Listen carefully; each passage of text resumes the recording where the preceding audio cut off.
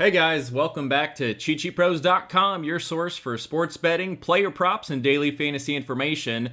Like we always say, we're ramping up the videos in 2022, so make sure you hit the subscribe button below. And if you'd like to try out the cheat sheets, they're free on Thursdays in our Facebook group. The link is in the description. So today we're going to go ahead and take a look at some college basketball picks. If you saw the screenshot, I promised you the underdog play of the day that I like, and also our pick between Marquette and Villanova. So I'm going to go ahead and give you those two things first, because likely that's why you came to the YouTube video, to see those. And then feel free to stick around as we break down some other games and show you what we have on tap for today. So the first game that we have that I wanted to go over was, I promised my pick for Villanova and Marquette. So we've got the game right here. This should be a great matchup. We've got 16-5 versus 15-7. We have two decent offenses, two good defenses, and then Marquette plays at a faster pace. Our model has this one at Villanova -9, and they're only laying 4.5 right now. My pick, though, is going to be Marquette. Marquette plus 4.5. They've been red hot. You can see 15-7 on the year. They're 9-3 at home. And these numbers here are against the spread, so they're 14-8 ATS, 64%, and then 6-6 at home and 6-1 on the road. But you can see Villanova, they're decent ATS at 57%, but they dropped to 38% on the road, so I'm going to lean Marquette here. One of the things I also do is I pull up ESPN and I go look at the schedule, the game logs. I try to look at the last 5 to 10 games, see if there's common opponents and whatnot. So when I'm looking over here at Villanova, and this might be hard to see, I don't have a way to blow this up on your screen. So Villanova, they barely got by St. John's. They beat them by 9. I wouldn't consider that a big win. They killed a horrible DePaul team. They barely beat, well, by 9, a terrible Georgetown team. And then they did play Marquette at home, and Marquette beat them 57-54. Other than that, you know, they crushed Butler. They barely got by Xavier by 4 points. They beat DePaul. And then Seton Hall, they got by 6. So not a lot of impressive wins for Villanova. Villanova's a great team, but overly not that impressive. Now, Marquette's been one of my favorite teams so far this year. They did just lose a game to Providence, and we did have Marquette on that game. But if you look here, Marquette was up 29-23 at the half. And then the second half, they let Providence get crazy and go up 42-34 on them for that win. Prior to that, they beat Seton Hall by 10. They knocked off number 20 Xavier by 9. They beat Villanova at Villanova by 3. They beat Seton Hall, which was ranked number 20, by 1.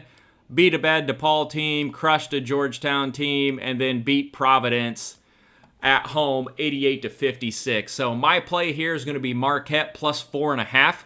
I don't mind sprinkling a little bit on the money line as well, but I think the 4.5 is a good play. This will be a tight game, and it's one that I am excited to see. Now, before we go into some of these plays, I want to go ahead and look at my underdog play of the day, as I promised. So when I was looking through the money this morning, trying to see where everything's at, Navy's one of the games that came up. So when I'm taking a look at Navy, let me go ahead and get these two teams pulled up here, because the stats are going to point to Navy, but I like Lehigh as my underdog play of the day. I do not like taking the points. It's +6 right now. The money line is not out, so it's probably going to be somewhere around +2, +250, somewhere in that ballpark. I'm waiting for it to come out.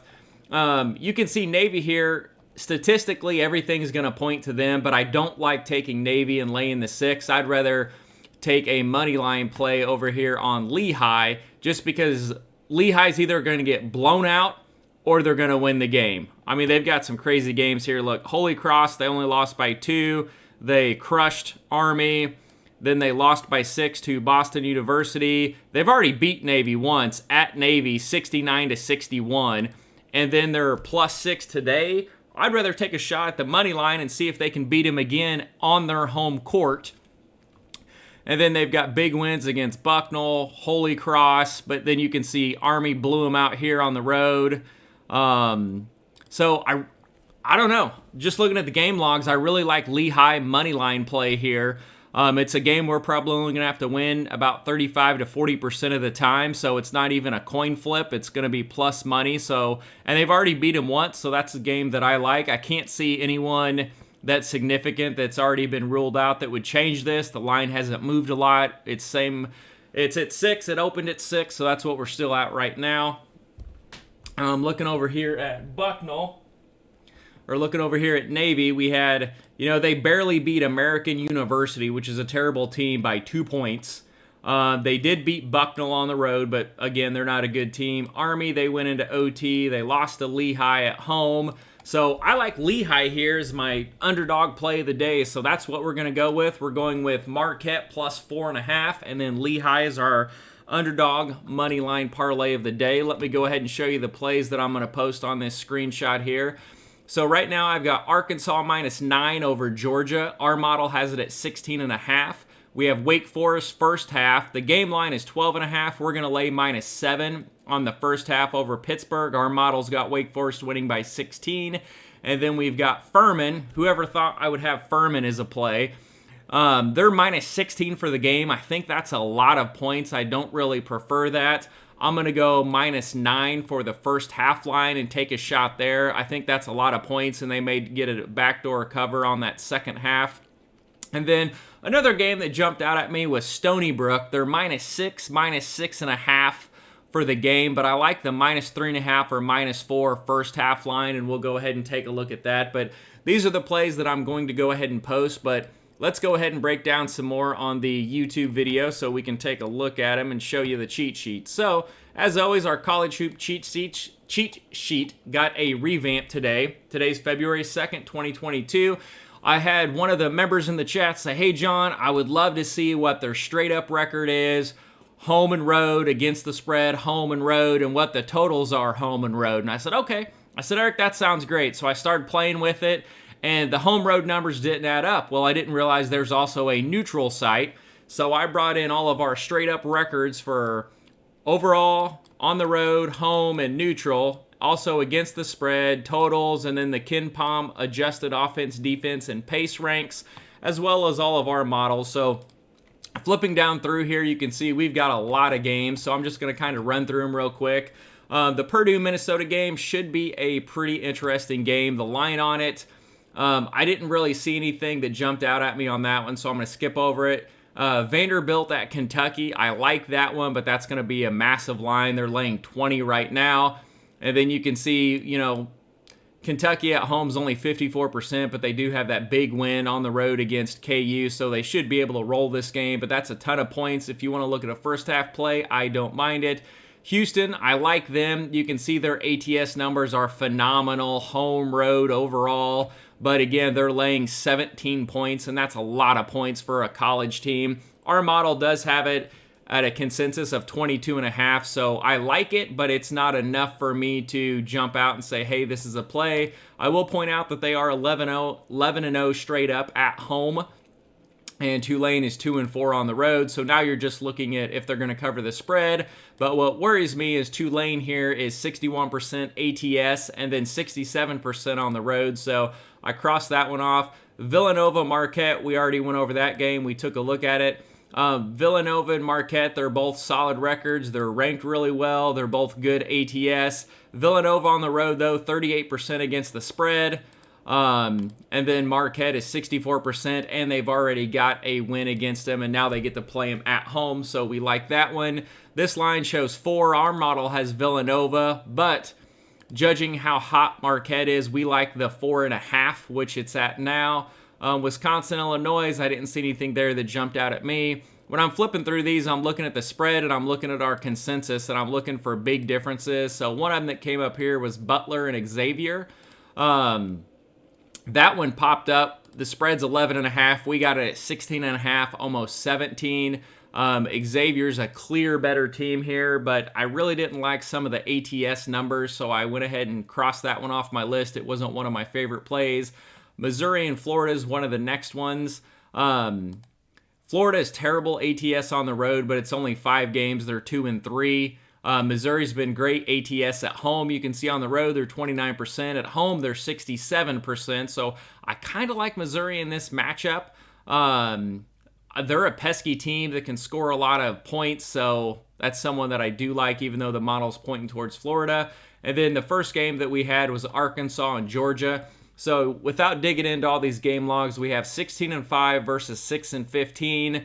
Arkansas, they're pretty even. They're 50-55% ATS overall, road home. Nothing fantastic. Georgia's just awful though.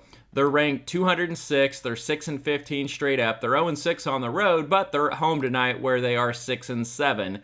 They are 35% against the spread on the year and only 33% against the spread at home. So that's one of the red flags that jumped out at me.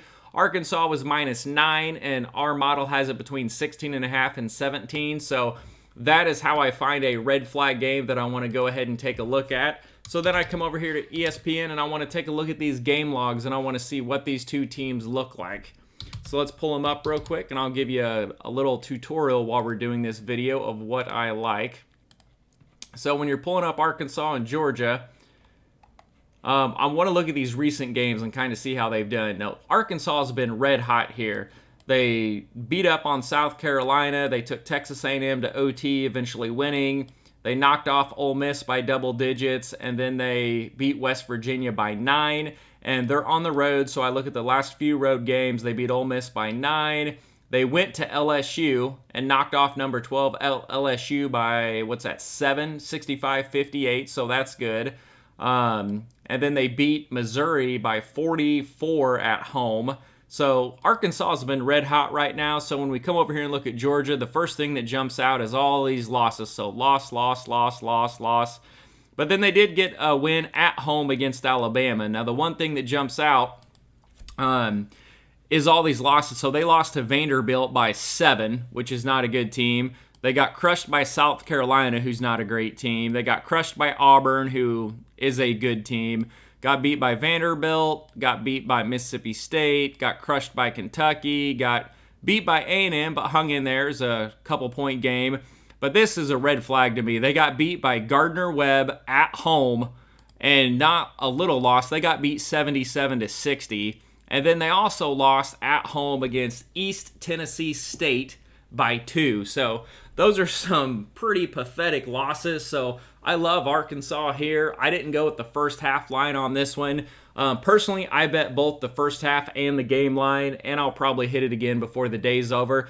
But always go back, and ESPN's really easy to pull them up side by side, look at some common opponents, who they played, how they've done at home and on the road. That's kind of how I come up with my plays, and I start crossing them off. Flipping down through here, we got some big games. Chicago was one where they're laying 14. We had 18.5. That popped, but that's a lot of points against Illinois State. And they're only 22% ATS at home. So both teams are negative against the spread. So I didn't really like that. But I will point out that Chicago's 9-1 straight up at home, and Illinois State's 1-7 on the road, but they're 9-3 at home. So when they go on the road, they are not very good. So that made one of my near plays, but I didn't go with it. The second play that really jumped out at me was Pittsburgh and Wake Forest. This line opened at 13. It's down to 12.5. Our model has it about 16, so I like to look for a 6, 7, 8-point difference.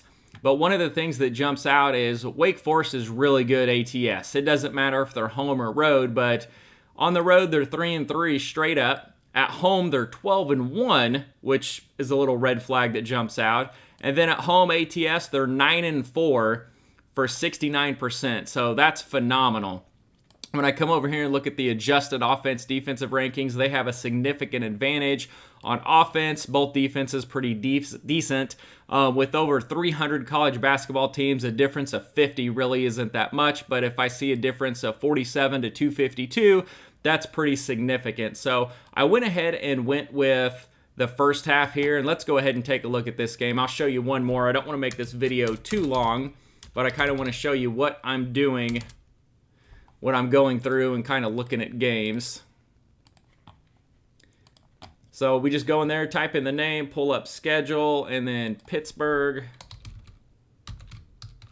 I got my cap stuck on, so... Okay, so Pittsburgh is not a very good team. So we're going to pull up. So now We've identified a game that we like on the cheat sheet. It has great ATS trends. So now we're going over to ESPN to take a look at it and see, if we agree with it, if we like it, look at some game logs. So I see kind of a bunch of losses, a few wins.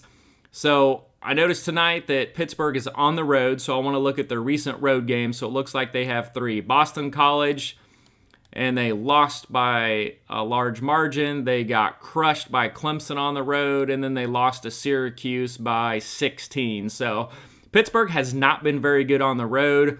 Their 2 recent wins both came at home against Syracuse and Louisville, and then they also lost at home to Virginia. So Pittsburgh going on the road is a flag we want to go against them, or at least look into it a little further.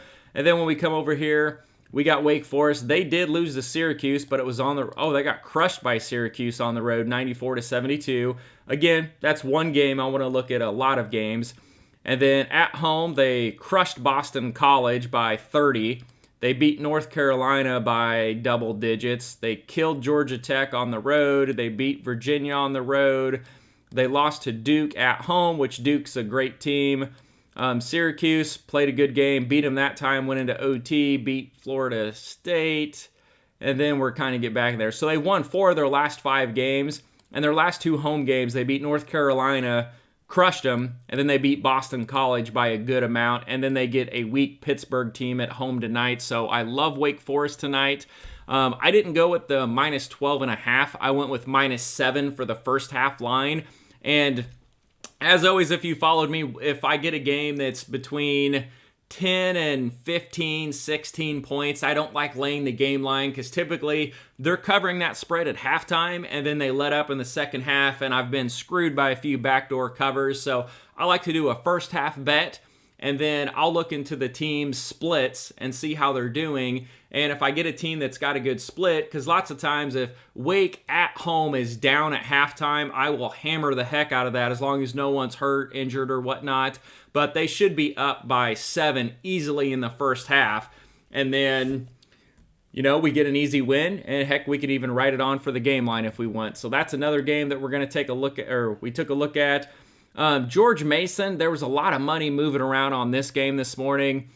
St. Louis was minus 1. We've got minus 5 for St. Louis. But when I look at this, Geo Mason is a good home team. They're 7-2 ATS. They're 8-1 at home. So some money's coming around and it's moving over to George Mason. I think St. Louis is the better team, but on the road, they're 2-3, 40% ATS. So I crossed that one off the list. Dayton VCU, that was a game I'm looking into. A lot of money's moving over on Dayton right now early on. Typically around between 2 and 4 o'clock, you start to see a lot of money and percentages and cash hit certain teams. So that's kind of where I came up with Kent State last night. And then I also had posted a Ball State over like 145 or something in the chat last night. And the Ball State one went over. I didn't think it was going to, but the Kent State, they were up like 25 at the half. Like it was a great late hammer that jumped in there. But typically that's what I do. I flip down through these and go through. Furman was the other game that we came up with. So looking at this, we've got 2 significant power difference teams. I like the teams when I can find them at home. So we have 9-11 versus 16-7, and then we've got Furman, who's 10-1 at home straight up, and they're 78% ATS at home, 7-2-1, and then even 63% ATS on the year. So that line was minus 16. I was like, holy moly, there's no way they're going to cover that many points. Our model has it at 21.3, so I wanted to go ahead and take a look at it. I got a first half line on this game of minus 9, so I don't really mind that one. And then looking at these games, let's go ahead and take a look at this one as well so I can show you what I am looking at. So we have Furman, who I never thought would make one of our plays. And then